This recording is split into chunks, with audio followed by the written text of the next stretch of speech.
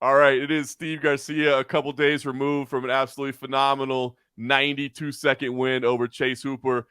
You've had a few days to reflect on it. I can't imagine there's much criticism, but man, how are you feeling after a big win like that? I'm just blessed, man. I have had so much love, so much support.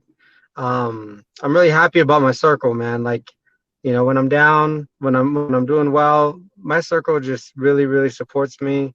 Like I said, I'm just very blessed, man. I'm excited and for the future. It seemed like there was a lot of emotion after the victory as well. I mean, I guess a victory that emphatic, there'll probably always be a little emotion, but was this an important night for you, or was the result extra special for you? It was a tough camp, man. It's been a tough year for me at least.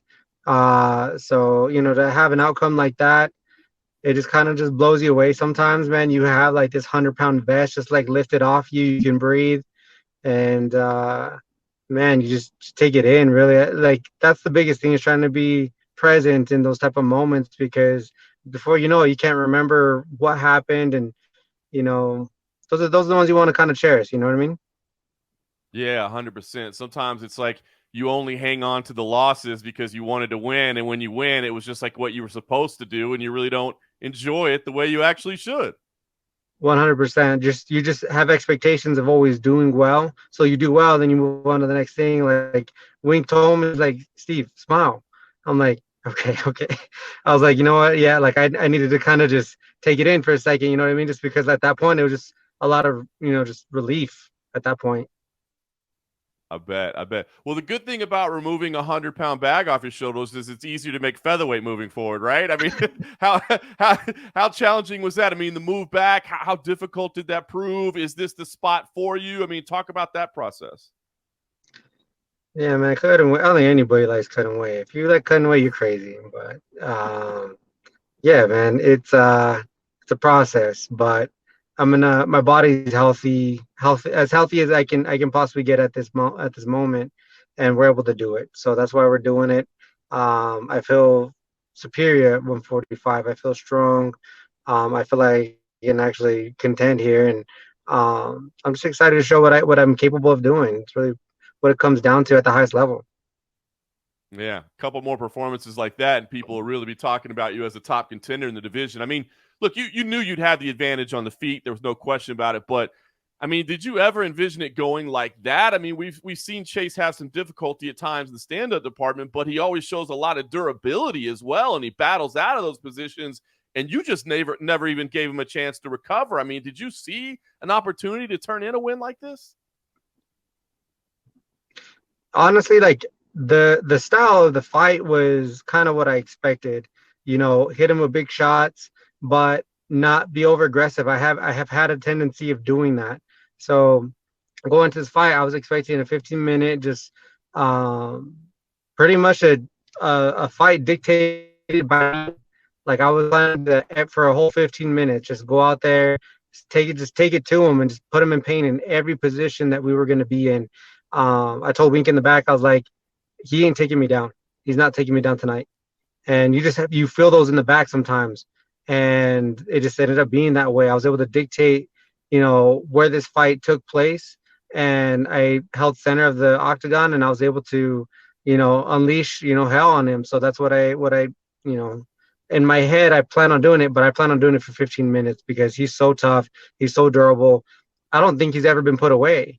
And so to do that to him in the first round in 90 seconds, I mean, I hope it makes a statement. And like I said, I'm just happy that we got the win. Yeah, I think it definitely made a statement, and it definitely got you a check for an extra 50 G's as well. So I'm just curious. I mean, I know you're a family man. You gotta be disciplined and invest for the future. But do you have a little fun with any of it? Is there any toys or any vacations, or does that 50 G's go anywhere fun? It's funny because everybody asks me that. You know what, man? Like you know, say more money, more problems. It's a little bit like that, You just make more money, it means you got to pay more money. So, all you fighters out there, pay your taxes, pay your people, see what you got left, be smart with it. in a perfect world, I just go buy me an RV and just freaking travel with my kids and my family and my wife, and just go different places. I still might do that. Who knows? I don't know. But yeah, man, I'm not trying to be an idiot with my money. It's cool to make this type of money doing what I'm doing, but also, like I said, I got to pay my people and make sure that they're taken care of as well. So that's kind of where that's at, man. Yeah, more money, more taxes is the unfortunate reality of the situation, huh? You get put in a different tax bracket, man. It sucks. You're like, how about a $25,000 bonus? Would that be okay? Can we just leave it there? That's They still great. take it, man. They don't care.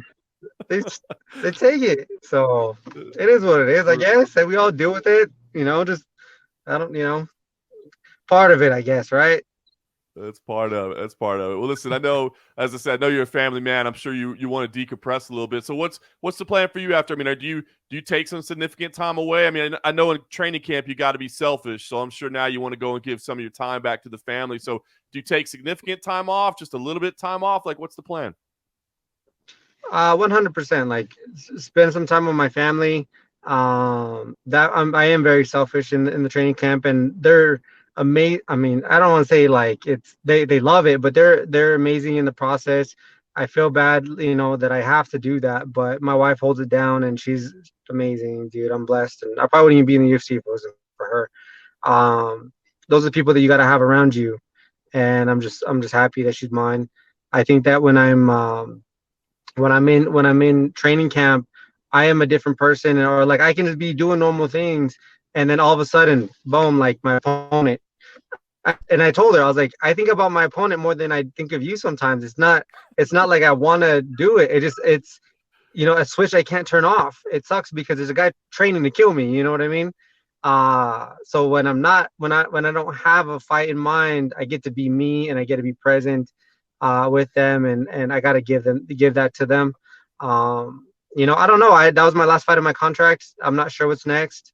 I have a great management team. I just kind of let them do their thing and see if we can have a good deal or not. So yeah, I mean that's kind of where I go. If it's up to me, it'd just be sometime in spring. You know what I mean? Maybe like Yeah. April-ish or something.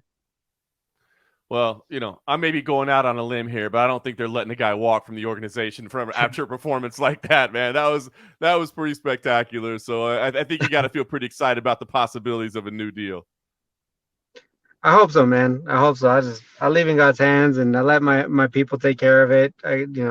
Like Jason, bro, just take care of it. He's my manager. He just does a great job at that stuff, and I just let him do his thing, so I can go out there and do mine. So that's where I go.